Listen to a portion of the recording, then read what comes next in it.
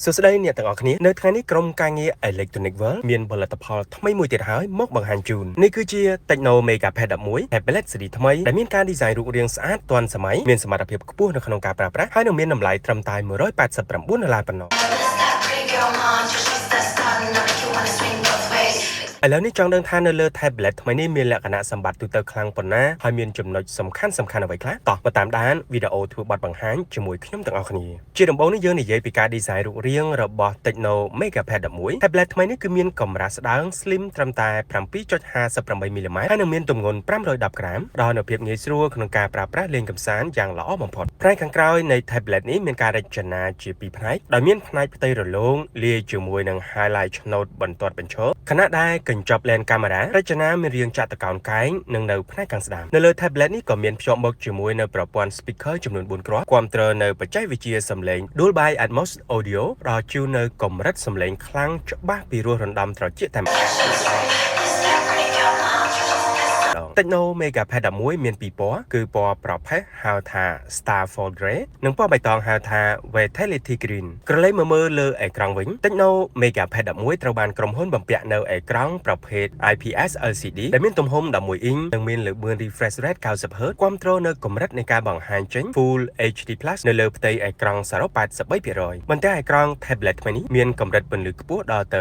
440 nits មានសមត្ថភាពអាចបង្ហាញរូបភាពនិងវីដេអូបានច្បាស់មានគុណភាពខ្ពស់បំផុតអ្វីដែលពិសេសអេក្រង់របស់ Megapad 11មាននៅអេក្រង់ការពារផ្នែកពីពន្លឺពណ៌ខៀវចេញពីផ្ទៃអេក្រង់ថែមទៀតផងដូច្នេះទោះបីជាការប្រើប្រាស់ទស្សនាយូរម៉ោងប៉ុណ្ណាក៏មិនមានបញ្ហាដល់ផ្នែកយើងនោះដែរ Techno Megapad 11ស៊េរីថ្មីនេះមានកាមេរ៉ាក្រោយមួយគ្រាប់ទំហំ13 megapixel អមមកជាមួយនឹងអំពូល LED flash មួយគ្រាប់សម្រាប់ជាជំនួយការថតរូបនិងវីដេអូនៅទីតាំងដែលមានពន្លឺខ្សែ Techno Megapad 11ស៊េរីថ្មីនេះមានកាមេរ៉ា selfie ទំហំ8 megapixel ហើយទៅលើគុណភាពរូបភាពនិងវីដេអូដែលផ្តិតចេញពីកាមេរ៉ា Megapad 11គឺបានច្បាស់ស្អាតអាចទទួលយកបាននៅទីតាំងដែលមានពន្លឺគ្រប់គ្រាន់បន្ថែមពីនេះវាក៏មានមុខងារ Enhance Beauty Mode សម្រាប់ជួយសម្រួលដល់ការថតរូបឲ្យបានស្អាតជាពិសេសជួយដល់សម្រស់ផ្ទៃមុខតែម្ដងដូច្នេះយើងអាចថតរូបនិងវីដេអូខ្លីៗបង្ហោះនៅលើបណ្ដាញសង្គមបានចូលមកផ្នែកម៉ាស៊ីនវិញ Techno Megapad 11ត្រូវបានក្រុមហ៊ុនដាក់ឲ្យដំណើរការនៅលើបន្ទះ chip ប្រភេទ MediaTek MTK G99 6 nanomet មានអង្គគណនា8ខភ្ជាប់ដោយ RAM ទំហំ8 GB បូក8 GB និងមានអង្គផ្ទុកទំហំ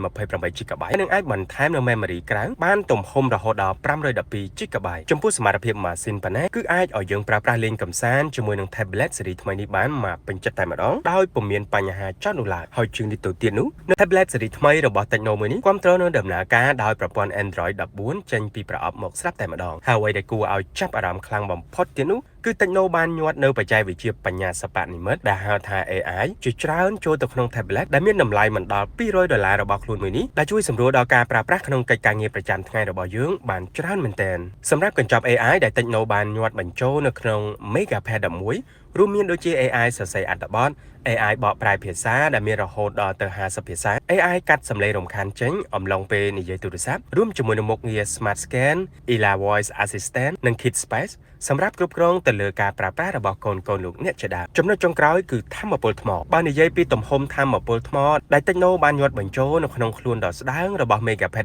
11គឺមានទំហំធំដល់ទៅ8000 mAh ដែលការប្រើប្រាស់បានយូរម៉ោងនៅពេលដែលសាកភ្លើងមួយពេញម្ដងសម្រាប់ការប្រើប្រាស់ទូទៅគឺបានរហូតដល់ទៅ29ម៉ោងទស្សនាវីដេអូកម្រិត Full HD ជាប់បានដល់ជាង15ម៉ោងនិងស្ដាប់ចម្រៀងដោយភ្ជាប់ជាមួយការ Bluetooth បានដល់